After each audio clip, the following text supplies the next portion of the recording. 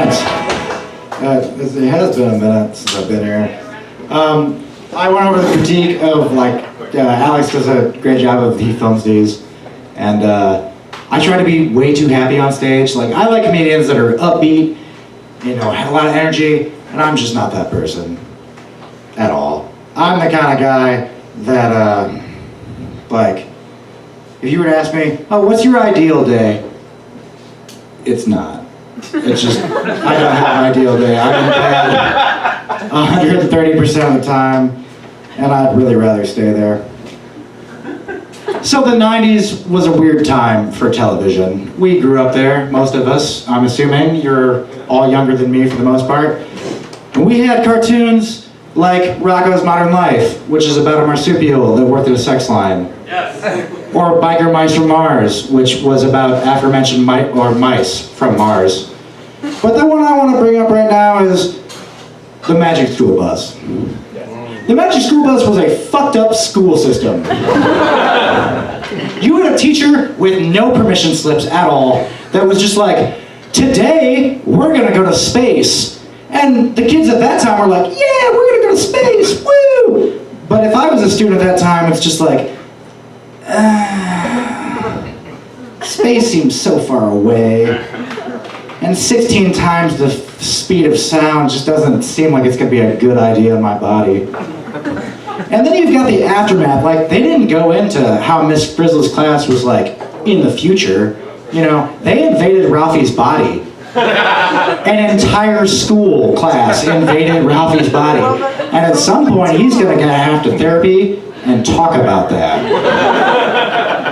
He's gonna say, well, we'll talk about this moment. Well, they didn't run a train on me, but they drove a bus. And they were all inside of me, all at the same time.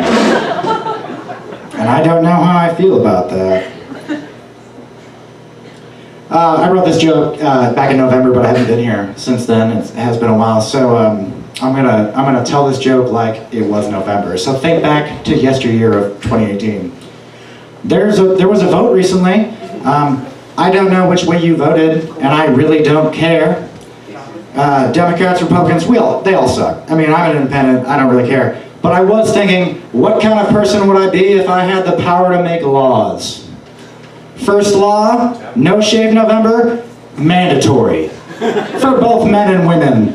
Because that way you can decide what kind of monster you actually look like. And then after the month over, you're gonna shave up, you're gonna be clean. Guess what? Second law, dick down December. Babies are popping out in 9 months because everyone's clean shaven and we all know how we look. It's gonna be a good time. Comic books are weird.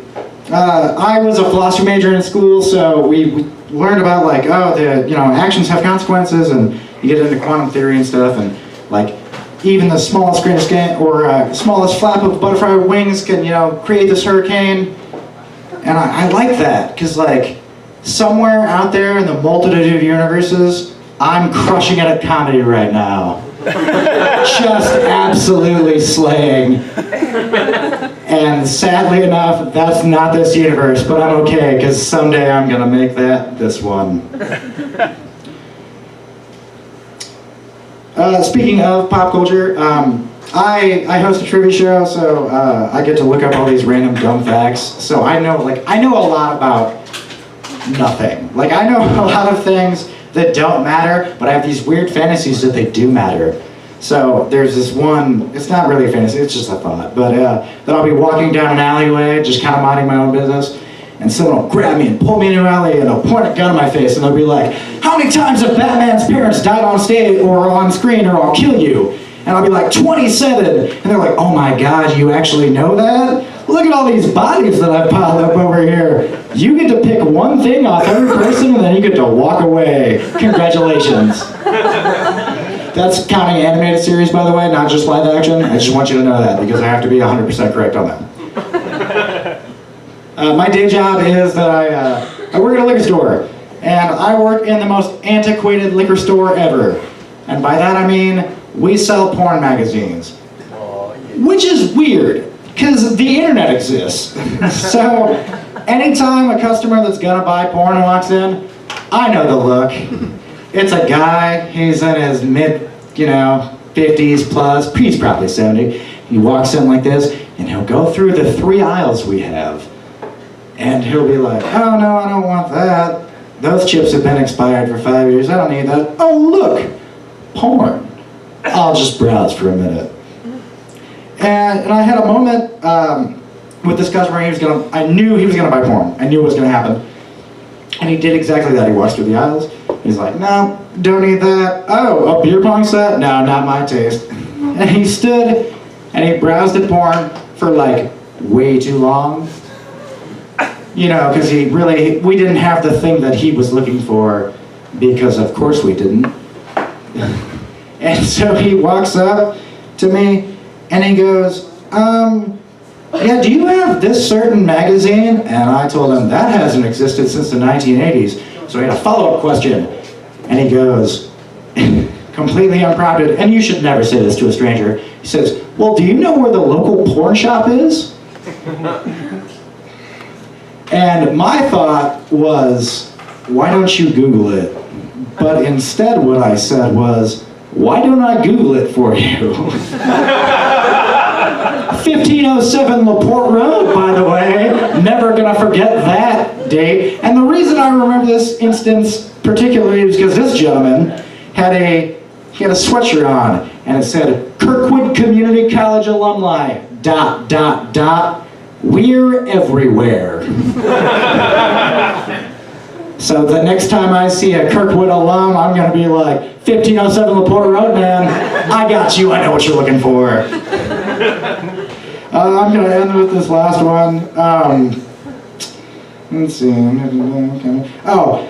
So I work at this spot of the street. There aren't a lot of people that work at a liquor store. You don't need a lot of people to run a business.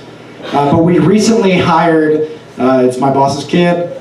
He's the nicest kid in the entire world. But I had this awesome burn moment on my boss. They were having a conversation, I heard the ass end of it where it's like, oh, yeah, that's what you get for being a good boss. And I just yelled from behind the stacks like, why did you start doing that? And then I ran out of the stacks like this, like I was high-fiving a crowd, just to milk it. And if I decided that if I ever have a moment that bombs on stage, which luckily that hasn't happened tonight, I'll just do that, I'll run through the crowd, and be like, yeah, high fives everybody. I might have to do that just now. My name's Pat Anderson. Thank you so much for being here, guys. You've been a pleasure.